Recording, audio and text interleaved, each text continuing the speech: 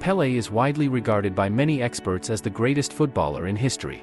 His unique achievement of winning 3 World Cup titles with Brazil is seen as a significant testament to his greatness, an accomplishment few believe will ever be matched. Additionally, Pelé's staggering goal record has remained a topic of discussion and debate for decades. Born on October 23, 1940, in Três Corações, Brazil, Pelé, whose full name is Edson Arantes do Nascimento, was introduced to football early on, largely thanks to his father, João Ramos do Nascimento. Known as Dondinho, João was a center forward for Fluminense, though a serious injury eventually cut his career short. The nickname Pelé was given to the brilliant Brazilian during his school years, inspired by his favorite player, Vasco da Gama's goalkeeper, Bile, whose name young Pelé had mispronounced. Despite his clear passion for football, Pelé's early years were challenging.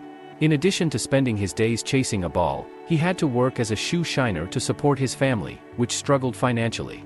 When Pelé was 10 years old, Brazil was competing in the World Cup.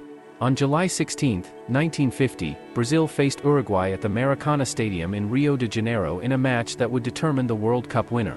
The tournament's structure was unusual, as teams played in a round-robin system instead of knockout stages, with the title going to the team with the most points in the final round. Over 200,000 fans packed the stadium, anticipating an assured Brazilian triumph. Brazil needed only a draw to secure the championship. For 65 minutes, things looked promising as Brazil led by 1 goal. But in the next 13 minutes, Maracana and all of Brazil experienced a devastating shock. Guja and Chiafino scored, ending Brazil's World Cup dreams. In his autobiography, Pelé described this day as a tragic one for every Brazilian. "I saw my father and his friends sitting in silence. I walked over and asked what had happened. It was July 16, 1950, but I remember it as if it were yesterday. Brazil lost," my father said quietly. "Brazil lost." Pelé recalled that even decades later, the memory brought him chills. Moved by the sight of his father's grief, Pelé promised him that he would one day win the World Cup for Brazil. His journey toward fulfilling that vow began just a few years later. On September 7, 1956, Pelé made his senior football debut. At just 15, he scored his first goal for Santos FC, a club he joined largely by chance and a bit of luck. Waldemar de Brito, a former Brazil national player who was now involved with the club, noticed Pelé's exceptional dribbling, passing, and powerful, precise shooting. Despite Pelé's short stature, he also excelled in heading the ball. Recognizing this young talent, Waldemar de Brito helped secure him a professional contract with Santos, and Pelé quickly made an impression. In his debut against SC Corinthians, Pelé scored within minutes of the match's start. This was the beginning of a career that would see him score over 650 goals for Santos, a team he would represent for more than 18 years.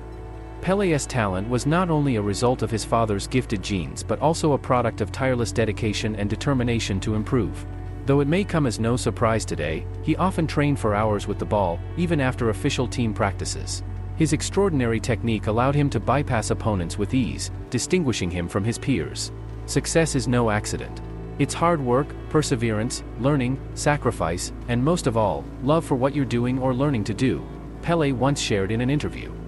One of his most remarkable goals came in a match against Fluminense in 1961 at the Maracanã. At only 20, Pelé was already a football phenomenon feared worldwide. He received the ball before the halfway line, dribbled past multiple players, and capped off his run by evading the goalkeeper, who dove in vain. Though there is no video footage of this goal, it was still named the goal of the century, and a commemorative plaque at Maracanã honors the moment. Pelé made his debut with Brazil's national team at the age of 17 in a match on July 7, 1957, in Rio de Janeiro against Argentina. Although Brazil lost 2-1, Pelé scored, marking his first goal for the national team. It was the only time Pelé scored and left the field with Brazil defeated. His first World Cup appearance came 1 year later, in Sweden. The team's weak initial performances prompted the coach to make some adjustments, which included giving Pelé a chance. This move proved to be a masterstroke, as Pelé's play left fans in awe, helping Brazil secure the championship. Thus, Pelé fulfilled his childhood promise to his father. In recognition of his achievements, he received a new car from the city, and soon after the World Cup, he led Santos to win the São Paulo State Championship. The next World Cup in Chile was less successful for Pelé, as he was sidelined after 2 games with an injury. However, Brazil still won the tournament. In the 1966 World Cup in England, Brazil faced a disappointing run, and Pelé suffered multiple brutal fouls that limited his impact. Nevertheless, Pelé's final World Cup appearance in 1970 was triumphant. Hosted in Mexico, the tournament saw Pelé at his peak, and Brazil claimed the title, cementing his legacy as the king of football. He retired from the national team soon after, having played 91 official games and scored 77 goals, making him the only player in history to win 3 World Cups and earning him a Guinness World Record. When Pelé retired from football, he had amassed an astounding 1,281 goals in 1,363 matches. In comparison, Cristiano Ronaldo has over 900 goals. While some experts debate these numbers, 526 of Pelé's goals were scored in unofficial, exhibition, or military games. Pelé himself disagrees with any downplay of his record. When asked if another Pelé would ever emerge, he responded, "Never." When Messi scores 1,283 goals and leads Argentina to 3 World Cup wins, then we can talk. In 1974, Pelé announced his retirement from football, and over 200,000 fans attended his farewell game.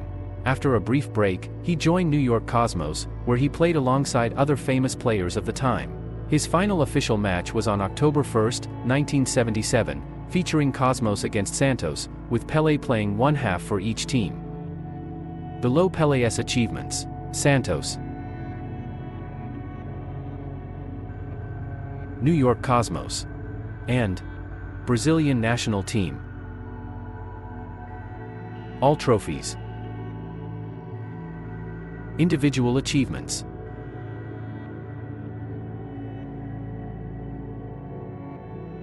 To this day, many people consider Pelé the best player in history. What do you think? Let me know in the comments.